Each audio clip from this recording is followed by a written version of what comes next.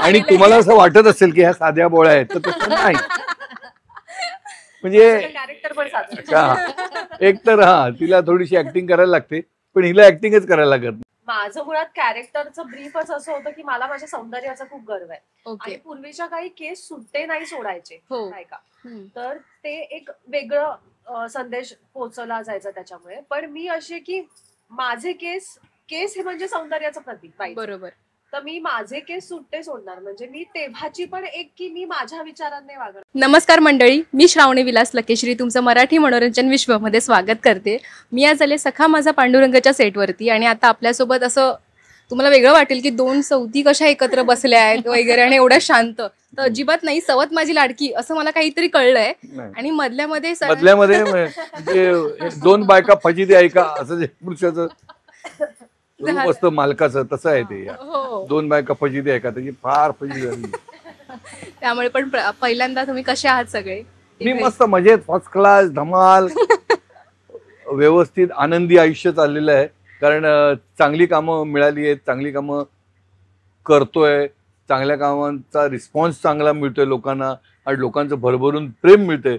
त्यामुळे आम्ही कलाकार दोघे सगळे आम्ही तिघेही आनंदित आहोत. कारण ही सिरियल मिळाली तो माझा आनंदाचा दिवस असेल कदाचित. कारण विठ्ठलाचे आम्ही भक्त आहोत आणि त्याच्यावरची सिरियल मिळाल्या तर त्याच्यासारखा आनंद दुसरा कुठलाच नाहीये. तर आणि सगळ्यात महत्वाची गोष्ट म्हणजे मी त्याच्यात निगेटिव्ह रोल करतोय आणि सगळं विठ्ठलाला आम्ही नको नको नको ते बोलतोय, पण मी विठ्ठलाची क्षमा मागतो आणि सिरियलचं म्हणजे शूटिंग सुरू करतो. जेव्हा आपण भेटलो होतो प्रोमो लॉन्चला, तेव्हा तुम्ही बोललात मला निगेटिव्ह कामं खूप करायला आवडतात, कारण तुम्हाला ते एक वेगळी शेड तुम्हाला दाखवता येते आणि वाईट प्रवृत्तीची मात कशी करता येईल ते तुम्हाला करताना फार मजा येते किंवा आवडते. म्हणजे लोकांना वाईट प्रवृत्तीबद्दल राग आला पाहिजे, तर तो राग निर्माण करण्याचं काम मी करतो, ते प्रामाणिकपणे करतो.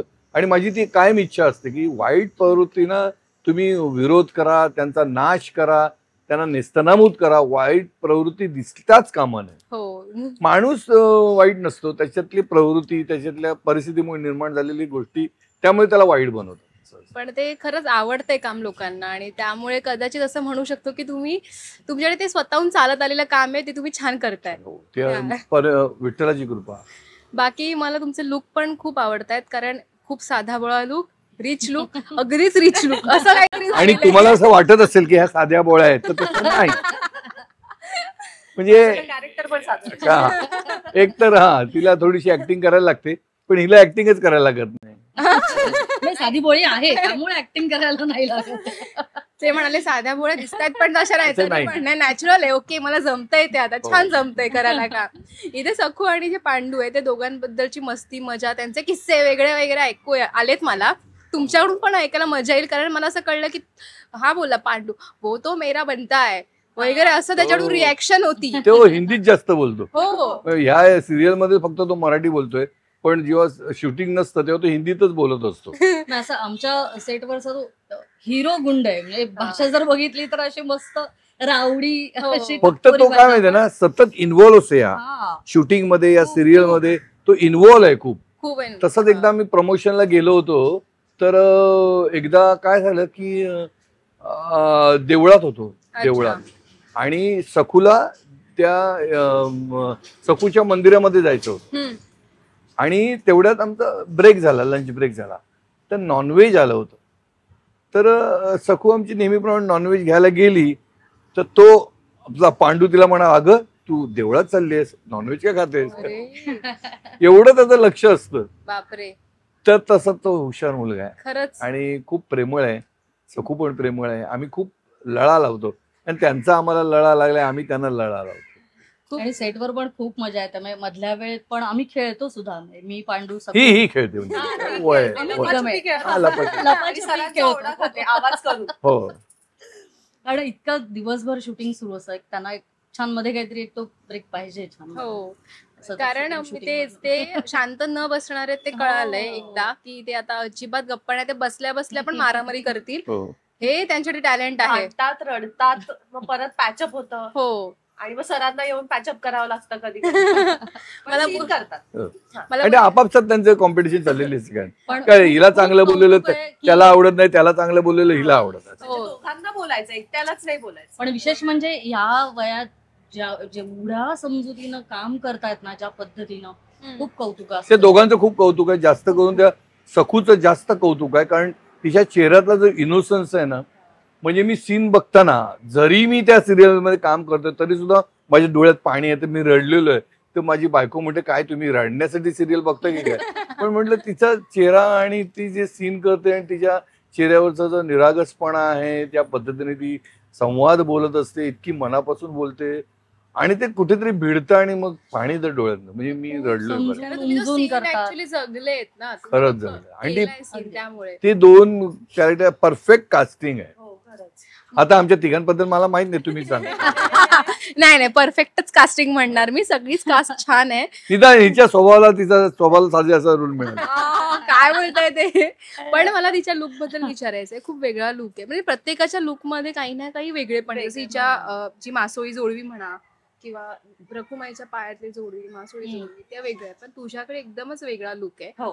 आणि तो खरंच सुंदर आहे, कारण वेणी बघितलीस ती आणि ते जे लावले ते त्यांना काय बोलतात ते ही वेणी बनवली आहे त्या हेअर ड्रेसर. स्वतः रेषाताई ज्या आहेत आमच्या हेअर स्वतः अख्खी बांधलेली आहे ती छान. वा, त्याबद्दल काय तुला बोलायचंय?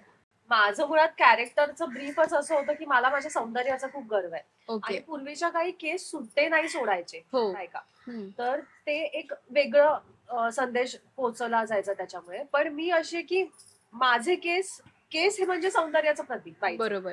तर मी माझे केस सुट्टे सोडणार, म्हणजे मी तेव्हाची पण एक की मी माझ्या विचारांनी वागणार, मी जसं हवंय मला तसंच वागणार. त्यामुळे माझा एकटीचाच पूर्ण सिरियल मध्ये अशी मोकळी वेळी मला लुक आहे. आणि मी मालकांची आवडती सगळ्यात लाडकी, त्यामुळे एवढे दागिने आलेत. मग मी त्या तोऱ्यात राहत असते, ते मिरवत असते की मी मालकांची लाडकी आहे.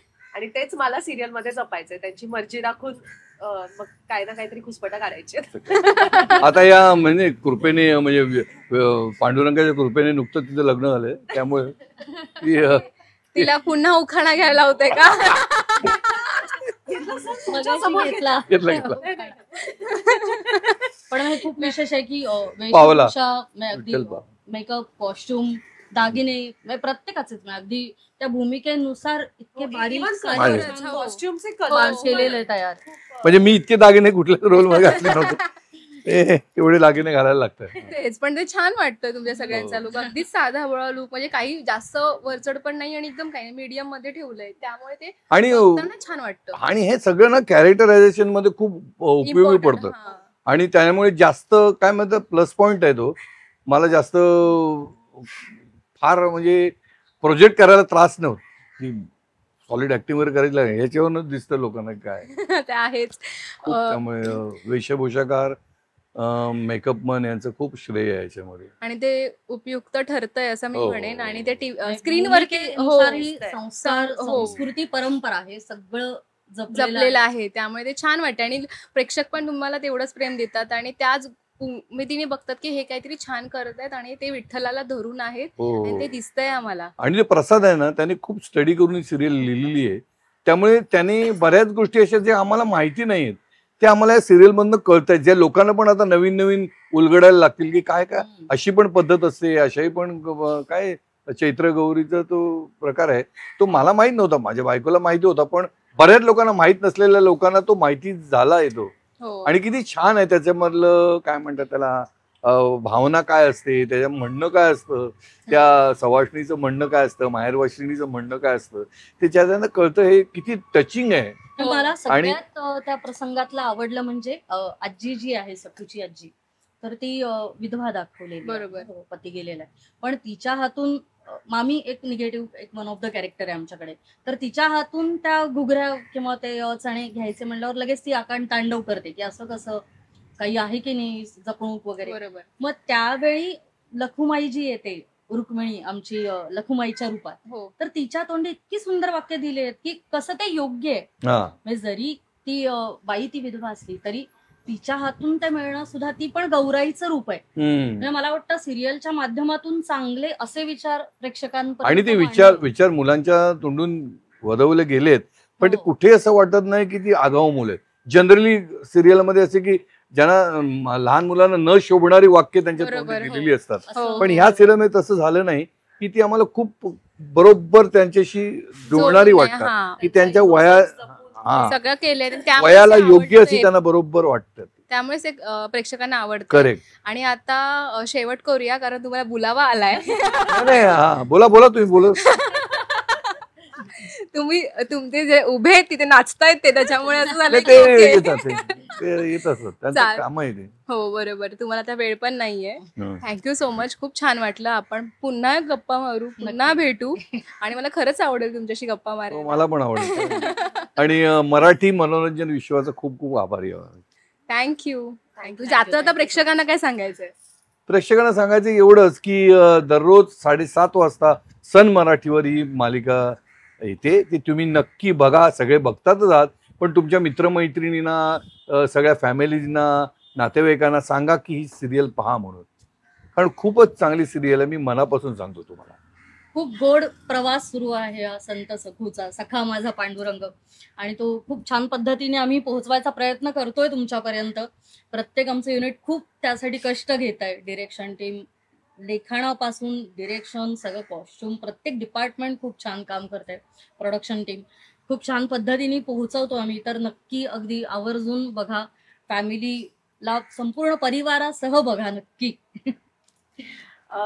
संत सखू बद्दल मला तरी जास्त माहिती नव्हती, आणि आय एम सो ग्लॅड की सन मराठीने हे इनिशिएटिव्ह घेतलं की त्यांच्याबद्दल लोकांना कळेल. आमचा राग येईल कदाचित आमच्या दोघांचा, तिच्याबद्दल सहानुभूती वाटेल, पण ठीक आहे. तुम्ही बघा आमची सिरियल आणि नक्की आम्हाला प्रतिक्रिया कळवा. आणि नुकतं तुमचं लग्न झालं त्याबद्दल चालेल. थँक्यू.